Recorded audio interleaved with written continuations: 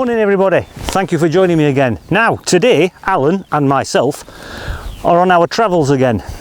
Today we're about 14 miles outside York and I'm hoping for better results than when I went down to Cheshire the other week, because as you know I found absolutely nothing down there. Now unfortunately I've already dug up about 6 or 7 bullet casings along this ridge. So I think at some point in time this was used as an old firing range by the army, but I don't know for sure. But anyway, as it happens, you're joining me on the first signal, which is down there, my friends, and we've got one of my favourites. It's a lead artefact. I'm not quite sure what it is because I haven't had a close look yet. So we can have a look together and see what it is. Well, here it is, my friends, and as I say, it's some sort of lead artefact. It looks like a big weight, and I think there's a hole going through the middle, but I won't be able to tell properly till I've cleaned it up. But that's what it is, a big lead weight of some description. Right then, we'll pop it into the, well no, we'll not put it in the boxy thing, we'll pop it into the bag. Right, we'll crack on and see if we can find something else apart from bullets. Right then, my good friends, well, even if the finds aren't spectacular, the scenery certainly is. It's absolutely beautiful, this place. I mean, look at the view there across the valley. It's absolutely fantastic. Anyway, on a plus note, it's not another bullet, but it is military related. And I knew what it was as soon as I dug it up. It's the bottom of a hand grenade. So not only were they shooting at things with guns around here, they were actually lobbing hand grenades all over the place. Oh well, there you go. I mean, they usually have some writing on the bottom to tell you what kind of hand grenade it is. There is some writing. It's probably, I think they call them Mills hand grenades or something like that. I can see some writing, but without my glasses on I can't make it out. But it's definitely the bottom of a hand grenade. I'll let you have a look. Only about 5 inches deep. And there it is, my friends. The bottom of a hand grenade. Right, we'll pop that into the bag and we'll plod on. Right then, you good people. Well, I'm now right on the very top of the valley, as you can see. There appears to be some sort of footpath runs just behind you along the top of the ridge. Now, it's not a public footpath, but it looks as though it may have been a footpath at some point in time. Anyway, I digress once more. We got a target down here. It came up at 72, 73 on the ID scale. Yet another lead artefact, and one of my all-time favourites. We've got ourselves a spindle wall. Now it looks it looks a bit scabby. I don't think there's any decoration on it, and I've clipped it with the spade. No, I don't think there's any decoration on it, but I don't care because I actually love spindle walls. Right, I'll just let you have a quick look at that. As I said, I don't think there's any decoration on it. Looks quite plain, quite grotty actually. But as I said, I don't care because I like them. Right, that can definitely go into the boxy thing, and we'll plod on in that direction over there where I think there might have been a footpath. Right then, we've got another target down here. Came up at 72 on the ID scale, and guess what? Yeah, we've got another bullet casing. I've lost count of how many of these I've dug up. That's bullet casings, the end off a hand grenade.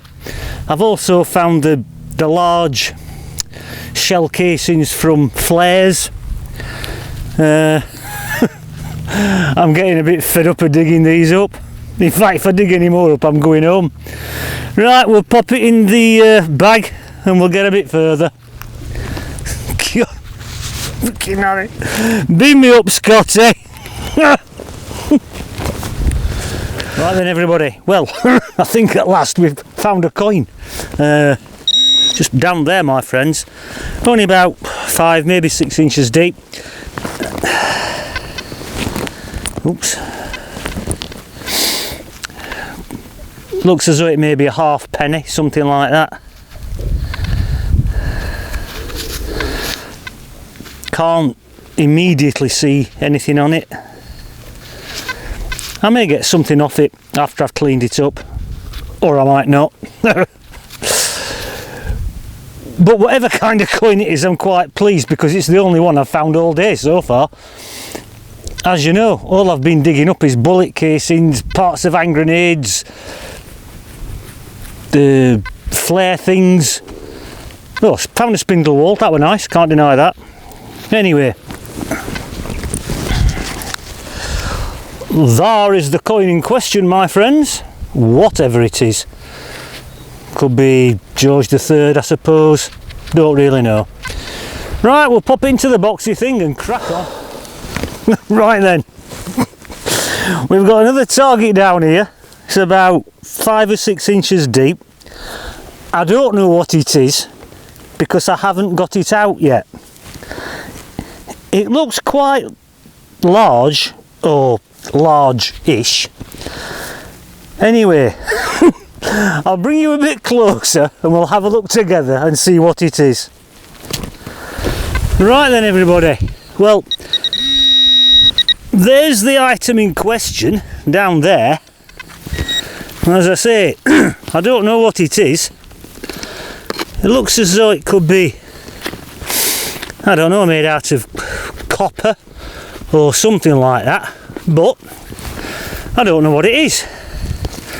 No, it might look, it'll be a bomb. Oh God. The top of this valley is extremely rocky, as you can probably see. Well, I still don't know what it is. Oh, here we go. I think it's broken, whatever it is. And what is that? I don't know, looks as if it's got some white bits on it. I bet that's part of some sort of ordnance. I don't know. My friend Alan, he'll know, because he's ex-military. But to me, I don't know.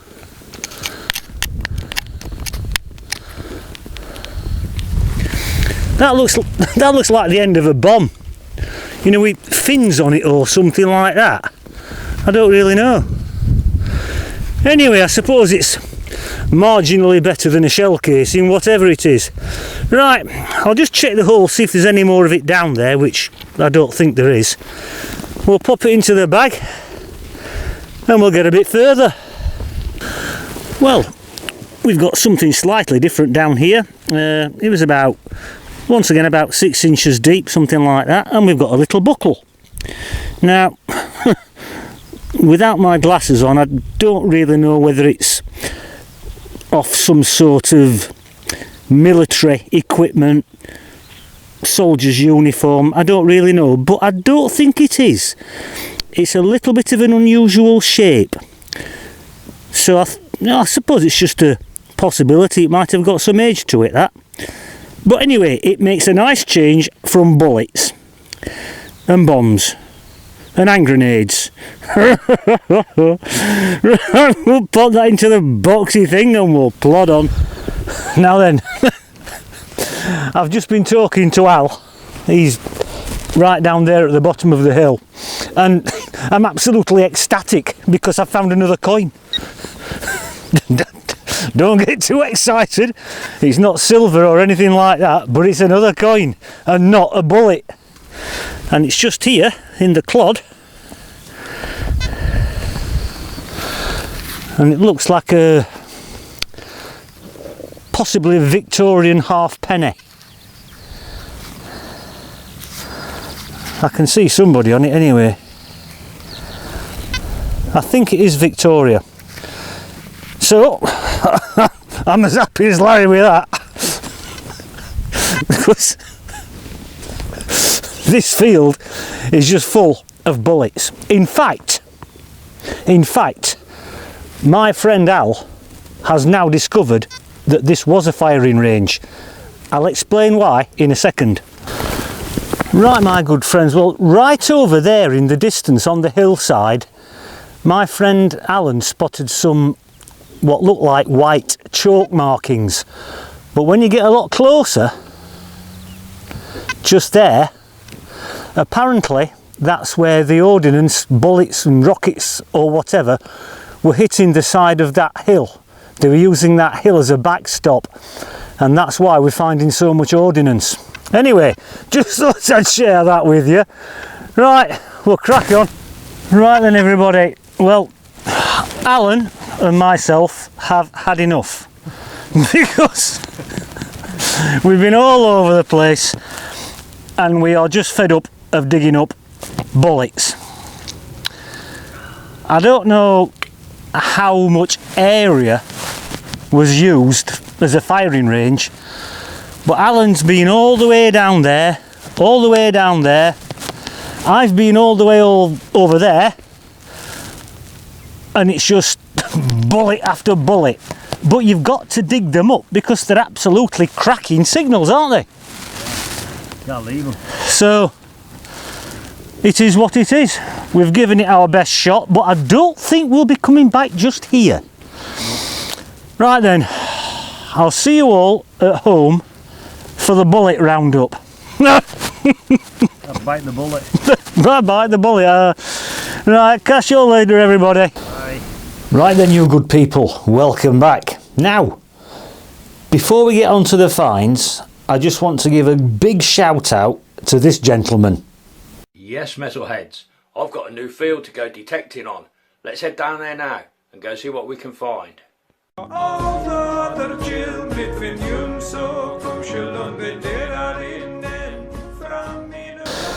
Right then, let's have a look at the finds. As you can see, there's a lot of ordnance. There is some more downstairs in the scrap bucket, but these few here, there's what, 1, 2, 3, 4, 5, 6, 7, 8, 9, 10 shell casings. Those two are from flares. These here are the actual bullets that come out of the shell casings, the real bullet, if you like.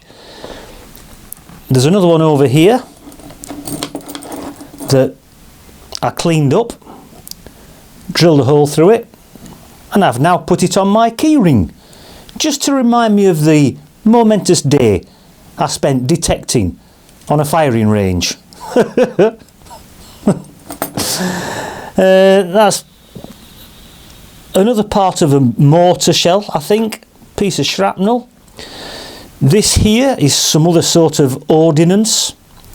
I don't know what, it could be a mortar round, might have had some fins on it or something like that. This, as you saw, is the bottom of a hand grenade.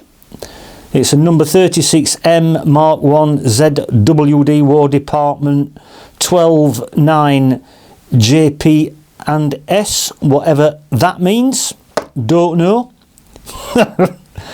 Now then, this was a curious little shell casing. It's got all these little bits of straw. Well, it's not straw, but it looks like little pieces of straw inside, and it baffled me. Anyway, I showed it my mate Al, and he said it's a tracer round. And I said, oh, okay. Now, me being curious, I got one of these little things out of it, and I decided to set fire to it and see what it did. And this is what they do. Look at that. It burns like fuse wire. Now imagine that going off multiplied by about 100. So yeah, it's a tracer round. Never seen one before. Anyway, that's the ordnance. The coin that I dug up, I thought it was Victorian, but it's not. It's George V. Date on that is 1917.